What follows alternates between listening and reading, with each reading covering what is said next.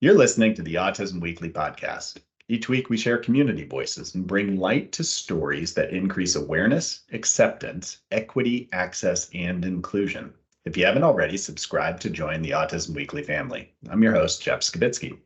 This week, we're joined by Dr. Judy Van de Water, a leading immunologist and autism researcher at the University of California, Davis. Dr. Van de Water has dedicated her career to understanding the immunological underpinnings of autism, exploring the role of maternal immune activation and antibodies in brain development. Join us as we delve into her groundbreaking research and uncover the fascinating connections between the immune system and autism spectrum disorders. Dr. Van de Water, welcome to the podcast. Thank you so much. I'm excited to have this conversation. Well, before we get into the details, because I mean, this is a topic that I think is going to be novel for a lot of our listeners, I'd love to kind of hear the background of, how your research and interest in the science of immunology married the field of autism and how that came about. Yes, my career has really been all about sort of what we call clinical immunology, which is autoimmune diseases, immune-mediated disorders, allergy, those sorts of things. And in about 2000, sort of the idea of potentially other biologic systems impacting how the brain develops started to kind of really come into its own. And at that same time, the UC Davis Mind Institute was formed. They put out a call for proposals and they wanted to I think that was very forward thinking of them, bring together individuals who are working in other fields to address some of the really sort of unknown areas of autism and how we get to autism, what we potentially can do about that. And so I got one of those pilot grants and it literally changed the course of my research for the rest of my career. So that is how I got into it. So when you were going through the process of trying to really understand the impact that some of the immunological conditions had on families, was there a connection to the families? Was there a process that you were hearing that, hold on, a lot of the common issues that people are dealing with, whether it's inflammation or, whatever it could be occurring with autoimmune disorders, these families are describing with their autistic children or autistic young adults that they're caring for. And then that is actually where the first concept came from, was families were talking about, my child I know they have immune issues. There are things that they were sort of recognizing that really early. And sometimes it's hard to get to move that ship, right? And thinking beyond sort of, this is how the brain develops, it's a neurobehavioral disorder, and kind of opening up our thinking in sort of some of the medical issues that parents face. GI issues, a big one. Sleep issues, another huge one, right? And while fundamentally autism is, we deal with behavior, these things feed into how effective treatment, intervention is, how that child feels, how that family functions, right? These are all things that are really important. And so a lot of where we started was from listening to families telling us. I started working more in looking at immune issues in the children. And then sort of the idea for looking during gestation came about somewhat from the schizophrenia literature. That was something that they had been thinking. Infection during pregnancy leads to this neurodevelopmental disorder, which we now know is we call it schizophrenia, which shows up later. But there's a lot of similarities in that sort of thinking about what's going on during pregnancy. And that's going to take us into kind of the concept of maternal inflammation. But before we go there, what I'd love to just kind of draw the picture of is getting an understanding of, what are the common, I guess, immune disorder relations to autism. What is most common seen across the two kind of categories of, when you have an immune disorder and when you have autistic disorder, where is the overlap most frequently? I think there are sort of two places, right? And I think that is certainly one of the challenges of working in autism is that really broad spectrum, right? There's not one way to get to autism. And so that throws in a little bit of a challenge on how we look at it. And one of the ways that we kind of think about that is what are some of the ways to get to autism? And as we narrow that down, um, two things sort of came to the forefront for us. One is the maternal immune system during pregnancy is incredibly controlled, so you don't reject the fetus, right? It is, we all get sick during pregnancy. We get, and you can't take anything for it, and you sort of, but it's part of that process is that fine balance between keeping everybody healthy, but not rejecting the fetus, right? So the immune system shifts a little bit during pregnancy. And that is one of the things that we looked at is what if it doesn't shift because you have an underlying, we call it immune dysregulation, meaning that the immune system isn't under the tight control it needs to be to, sort of to fight infection, but keep you, not fight your own tissues. And that is one of the things that we looked at. How does a woman's immune system differ in cases of either schizophrenia or autism, because we actually study both here. And so that if you have an infection, you fight that infection and hopefully everything doesn't like go out of control. I think we learned a lot during COVID about, sort of inflammation, cytokine storm was a term that was thrown around a lot, meaning all those proteins that the cells make to activate the immune system and to control the immune system kind of got a little bit out of control in COVID, causing, the lung pathology, having the difficulty with breathing. That is the same concept that if you have an immune event or an infectious event, your immune system should be controlled enough to fight the infection, but not keep going and have this long lasting or chronic inflammation. So that is one of the arms. The other arm is that during pregnancy, one of the protective mechanisms that we protect our fetus passively is by our antibodies, that everything that we've seen our system makes, those antibodies are transferred to the fetus to protect that fetus from those same illnesses. Unfortunately, sometimes our immune system shifts and starts what we call autoimmunity or an autoantibody response to our own tissues. And unfortunately, when those also cross the placenta, they will find their target in the fetal compartment and have an effect. And I think one of the best examples of that, systemic lupus, SLE, a very well-known autoimmune disease. Women who have that disorder often have children born with a congenital heart block because of the antibodies that have crossed the placenta. That is actually what started us thinking along the lines of autoantibodies potentially having a role in autism. Okay. So, I mean, and so there's the possibility with dysregulation that the antibodies that are being created are the body is actually hurting itself in the process. Is that accurate? Is that what? Yeah. Okay. Yeah. So what we're looking at, most of the targets for the autoantibodies that I study are proteins that are really necessary for healthy brain development. And they're highly upregulated during that period where they kind of, as they've done their job, then they're less present, in an adult brain. We really see them highly expressed in a developing fetal brain. So that might be why a woman who has these autoantibodies doesn't see an effect in her own body like a normal autoimmune disease would, but it highly impacts how the brain develops in the fetus.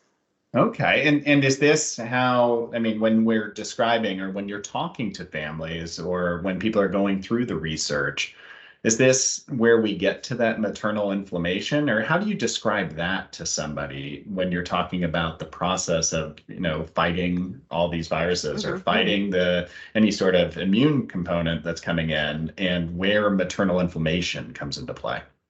So maternal inflammation, you can have maternal inflammation and autoantibodies, or you can just have maternal inflammation.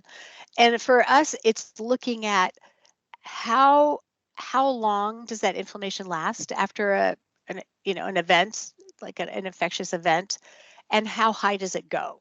So, right, does it go above sort of that place where it's controlled, doing its job, but it's resolving, right, in a good amount of time versus up, up, up, up, and sustained? That is what we look for. Everybody gets sick during pregnancy, right? We all do. But not everybody has a child with autism or schizophrenia.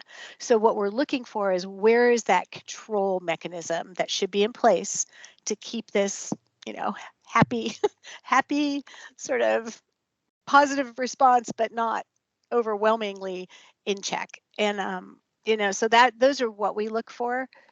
Now, an important point about how the brain develops is these molecules are really important for brain development. It's a little bit like a Goldilocks effect, where if you have too much, it's bad, but if you have too little, you also don't get normal brain development. So I think, it's one of those things that you need that really perfect, that not perfect, but good balance between too high and too low for many of the factors, that we would normally think of as even inflammatory factors. So it's very complicated, but we are No, working very hard to understand it. it sounds that way. And I mean, with maternal inflammation, and maybe it's just understanding for me, is that when that is occurring, what are the possibilities that that could affect a development, or to developmentally affect somebody's brain development, or kind of their ability for cognitive functioning in the future, or even in the nervous system, how all of this comes into play. How does maternal inflammation, if it isn't controlled, affect some of this? So I think, sort of on a basic level, what it does is it changes the cells that come into the brain, right? So some of these factors are what we call chemokines, but what they do is they set up sort of a homing system for cells to go where they're supposed to go. Microglia, all of those sort of the cells we think of in the brain, that are part of how the neurons develop correctly. And what happens is, if you change sort of the balance of that, they're not getting the signals they should have, or they're getting too much of a signal, right? And so it's a function of timing and cells talking to each other and telling each other, this is where you need to be, this is where you need to be, in your sort of developmental pathway. And when that doesn't happen correctly, it can just subtly shift or massively shift depending on, the timing. Timing is huge. When this happens, first, second, third trimester. I mean, pregnancy itself is an interesting immune event, because what happens during pregnancy, in a normal pregnancy, is you start with your this is your pre-pregnancy immune system, and it kind of maintains that in terms of sort of what we call the cellular response. So the part we have to calm down so you don't reject the fetus. And then it kind of really dips in that second trimester, which is where we really are looking at sort of that difference between where it should be and where it might be. And then it comes back up at the end of pregnancy, and that's actually birth. You need inflammation to reject that fetus. It's fully formed now, it needs to go, right? So the immune system plays a really huge part in actually the birth of a child, right? That, all right, we're kicking you out, you're done. And so if you measure it late in the third trimester, you're going to have a ton of inflammation, because that's why they tell you don't take Advil, any of those anti-inflammatory drugs during that period, because it will delay that process. It can mess up that process. At the same time, in the middle of, sort of that late first trimester through the second trimester, you want things to be very sort of, that in that happy balance between inflammation and not enough in the immune response. So I think that's what we look for, is kind of when does that shift occur, and how big is that difference between where they should be and where they are. Where's the overlap when development is occurring and somebody is having some form of immune impact, immunological impact from whether it was maternal inflammation or something else? How does that play into language development? How does that play into sensory feedback of somebody? How does that correlate to some of the diagnostic conditions that are in place and some of the challenges somebody might face later in life? I think for inflammation, I think we know less about that than I wish we did. I think cognition is something that we really look for, right? How, sort of developmental delay, cognitive ability um, is something that we think is highly impacted by that. We use our animal models to look at this because that's the best we have. We can't be testing humans for this, right? So we've got, a variety of animal models that we use to try to understand this. I think social is always a big one, right? That, it's a hallmark feature of autism, but it's also a hallmark feature of schizophrenia. So those two they're just different in what their challenges are. But when we look at sort of the sociability, the shifts are kind of interesting in our animal models. It's inappropriate social behavior is kind of a lot of what we see with inflammation. On the other side of that, the maternal autoantibody side, so this is, the other major part of the work I do, we are really looking at trying to understand, because we have a very defined profile that women have. So to explain the autoantibody story, and it's about 15 to 20% of women who have children with autism have these very highly specific antibodies to their 8 proteins that we've described. And against those 8 proteins, there are combinations of, if you have antibodies to 2 or more of them. It's a little bit of a complicated story, but it changes very definitely how the child develops. And we've been able to, because our animal models are very, well characterized in this particular part of our research, and we have a lot of clinical data, we've been able to identify certain of these patterns have very distinct outcomes in behavior, intellectual disability. So we now use sort of the term profound autism to describe those who are just so severely impacted. They, lack of language, intellectual disability, will never be able to live on their own. So a couple of our patterns, the kids are sort of on that end of the spectrum. And then there are a couple of patterns where they have language, they have, they're a little more a higher ability. And so it's very important for us, I think, to understand how those are characterized so that we can then say, okay, these are the kids, this is what this child, because we can predict this. We can predict it before pregnancy, we can predict it at birth. Then you have the best possible chance, right, of targeting the intervention that child is going to need, and hopefully preventing some of the more severe behaviors from really fully developing. That's the piece to this that to me is, the bright light bulb kind of being shined, as a lot of research really doesn't, I mean, it has value in helping us to understand, but it sounds like this takes the next step to where, you can act on it almost immediately right now. And there are preventative measures, or there's future treatment implications that can be garnered by some of the information that's coming through. So what's the path, I guess, as somebody's coming through, is that they might get tested for some of these antibodies or the reaction of the antibodies, and then that gives information back to you. Please just give us a little bit of that treatment path to understand how this comes into play. I think, well, there are sort of 2 levels, right? And as we're working, the data on the preconception side is that's a long haul, right, question, right? Because the studies we need to do for that, we know from some of our clinical studies that if the antibodies are pregnant during pregnancy, what the outcome is going to look like. But the early detection, and we're working at even doing this, as early as at the newborn period, then sort of what you're dealing with in terms of, okay, they've got the more severe pattern. That therefore, if we can work with clinicians like yourself, what is the best intervention that we could do, and as early as we can possibly do it, right? Because now this is, I think, is really important for families that have already had a child with autism. We know, right, that their risk is higher of having a second child.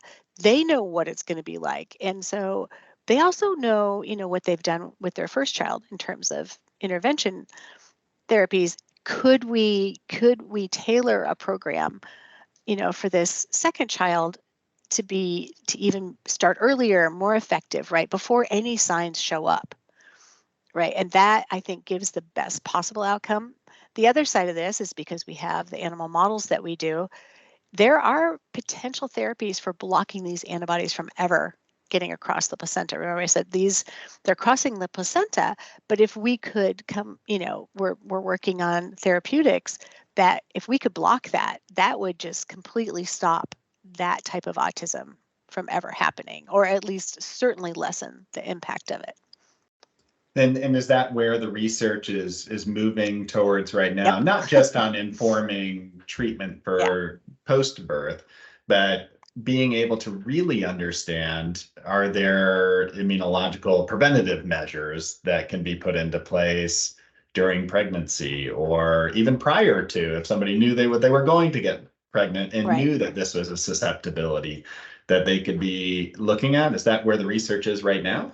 I mean, that is where we're headed, because while we like to understand what the problem is, we always like to try to figure out a solution, right? And that's an important part, because I think it's not enough to just say, okay, you're very likely to have a child with this type of autism. I want to be able to say, but this is what we can do, right? That's a very important part. I think it's always a gift to us when we can take what we're doing, in the research in the lab, and bring it to the families, bring it to our stakeholders, and give them better tools. But it's really important to be able to hopefully not just identify how something is happening, but potentially, do something about it. I mean, that's kind of the ultimate, excuse me, for all of us working, in autism research. That is like our ultimate goal. And it's not, I think, there's a struggle right now on sort of, not, I don't like to use the word prevent. What I like to use is the word to just give someone their best possible life, right? Without the challenges that someone might face. And some of those, I mean, like I said, for most of the kids whose mother have either, really this sort of inflammatory sequelae going on, this inflammatory model, or the autoantibodies, these are not the kids that are, prodigies, geniuses, providing so much, to our community, but more the kids that are going to need a lifetime of care and help. And, that is something that we would like to lessen that burden on everyone. No, for sure. And I mean, it's trying to figure out how to share that information too. And one of the challenges that we've had historically with being able to care for autistics and being able to make sure that we're providing the right supports at right times and within their journey is, how do you take what you're learning in the research, what you're learning in the medical side, and apply that to the practical treatment that's happening on the behavioral health side? What information are you able to provide when you do work with a family and they're able to be coached on, this is what I learned from my testing, is that, we're within this phenotype of autistic disorder, that this might be our journey or our path, or that there's a high prognosis for. Mm-hmm. What is it that you're sharing with the family that they can work with the provider to be able to, or that you could work directly with the provider to help inform on, to be able to create a better care model? So I think, our model, certainly, I think we're a ways away from that in the maternal inflammation. because I think we just don't know enough about the nuances of that yet. I think with the maternal autoantibody, that has given us a little more, we've got a little more structure in that, in that scenario. I think for me, it's absolutely the most important part is that the provider is the contact point, right? Because the partnership and the partnerships that we want to continue to develop, are sort of that back and forth. What do you need? And how can we help? And what have we found? And what does that tell you? And so together, can we come up with a plan, an intervention plan, a plan for how we inform families. And the more we do on the research side, the more we understand, the more nuances we can sort of provide. And I think that's, as autism is so complicated. You've met a child with autism, you've met a child with autism, right? It is not there's no one size fits all. And I think we're getting into the precision medicine aspect of autism that I'm really excited about. That what is that child's journey? What does that child look like? And how do we help that child? Because it's very much a precision medicine approach from, my side. And my hope is to develop something that is available to everyone and that we get a really broad clinical footprint with the providers that are providing the support and therapy for families.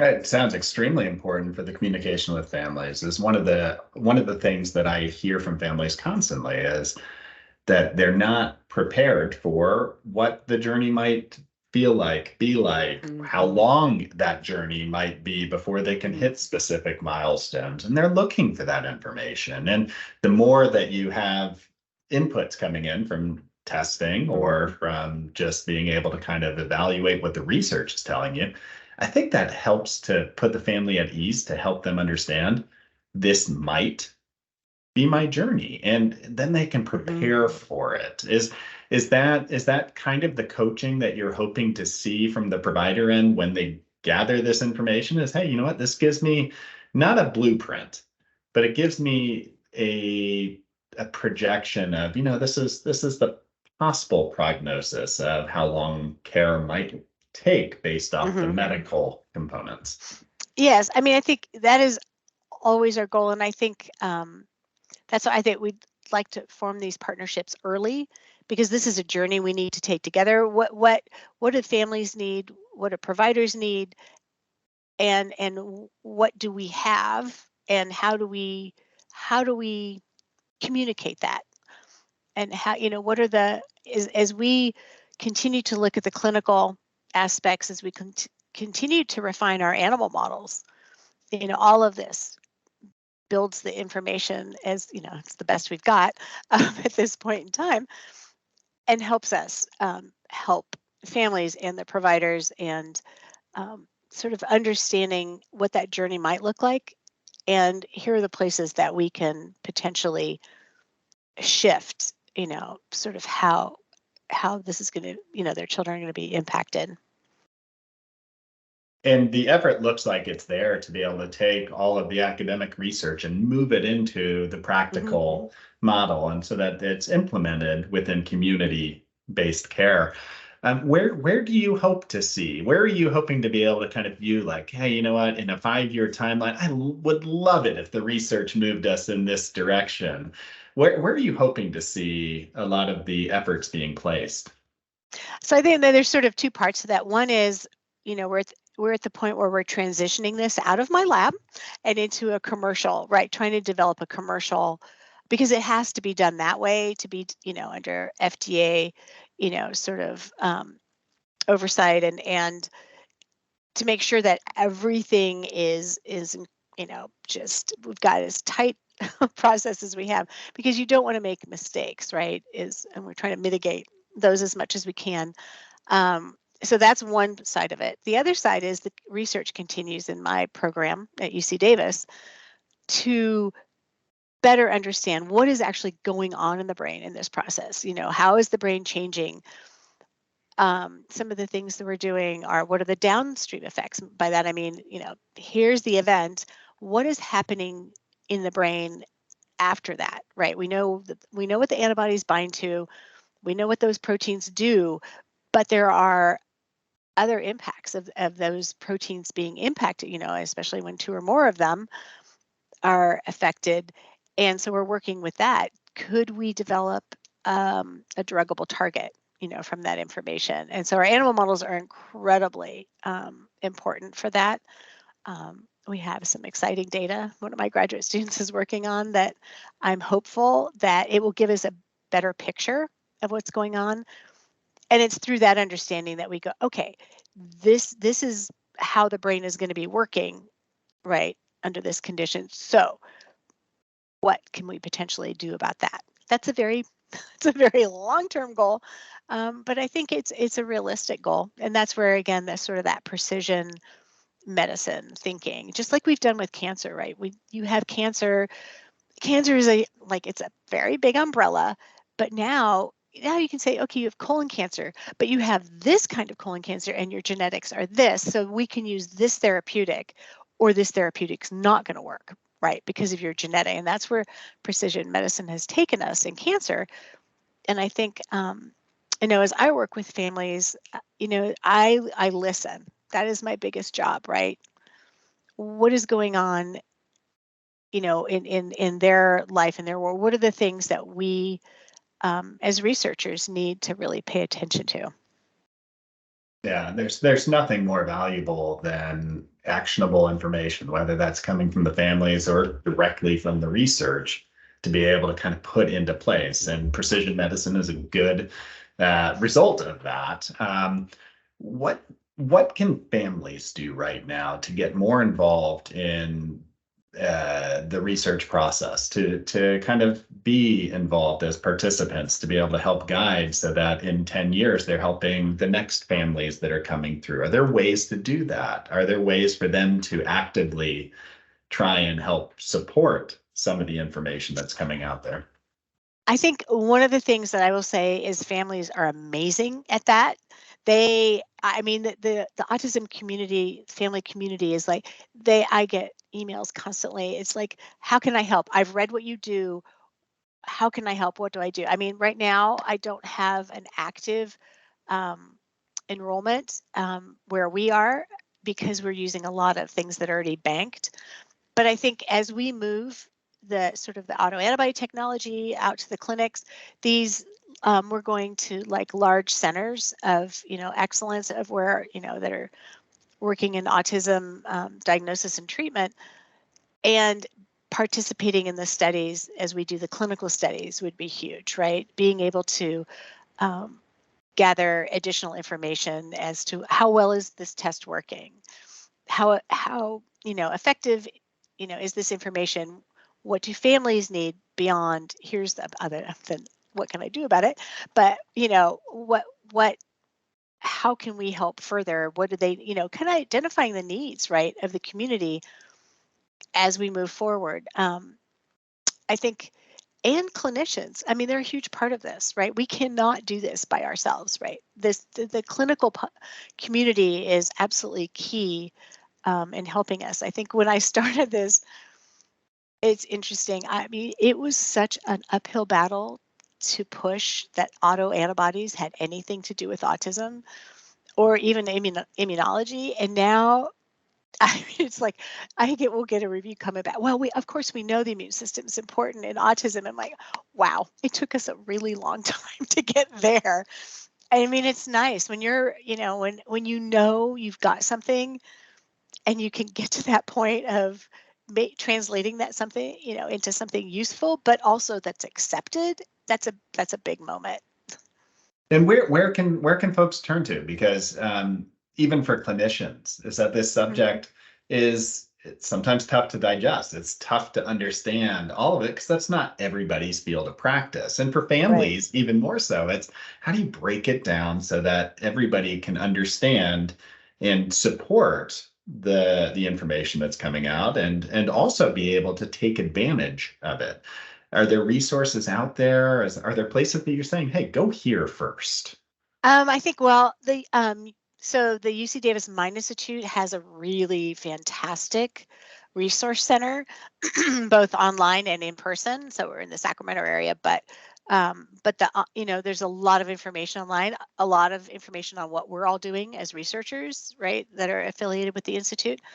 My company that I've developed to try to get this out, not to plug the company, but marabio.com, we have a whole, like a very digestible, what does the immune system have to do with autism? What is MAR, autism, as we call it, maternal autoantibody related autism, just to understand the nuts and bolts of that type of work. But I would say, those are places that we have very content that is geared to families and to clinicians to help them understand, what we're doing, what we have found, what it means, and hopefully what we can do about it in the future.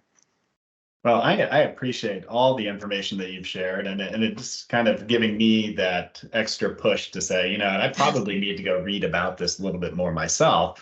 And hopefully it does that for the rest of the audience, is that the more that we can empower ourselves with information, the better we are going to be able to work with our partners, to be able to collaborate, coordinate. So I appreciate you taking the time today, Judy, and being able to share your story. Thanks so much for having me, and a pleasure. And if I can provide further information, I'm happy to do so. Thank you so much. Thank you for listening to Autism Weekly. We hope you tune back in next week to learn more about autism in the real world. Autism Weekly is now found on all the major listening apps, including Apple Podcasts, Google Podcasts, Stitcher, Spotify, Amazon Music, and more. Subscribe to be notified when we post a new podcast. Autism Weekly is produced by ABS Kids. ABS Kids is proud to provide diagnostic assessments and ABA therapy to children with developmental delays like autism spectrum disorder. You can learn more about ABS Kids and the Autism Weekly podcast by visiting abskids.com. Thanks for tuning in. See you again next week.